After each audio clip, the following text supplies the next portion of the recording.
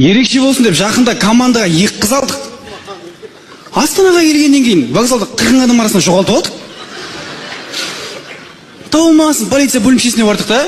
Аға, қыздар жоғалтып алдық деп едік қой. Іздеңдер, біз іздейміз дей. Кем ба бірдеңе? Сосын жақсы деп вокзалдың айналасын іздеп жүрсек. Бір апа келіп тұр.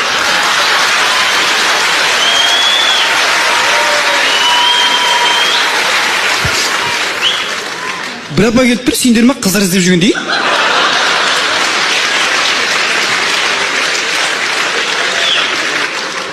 Я, біз деп едік қой.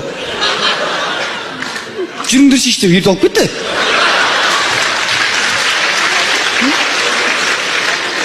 Сосын жақсы деп кетсақ, апа тұрып қалды да, мына құтты болады барайын тұрман еді.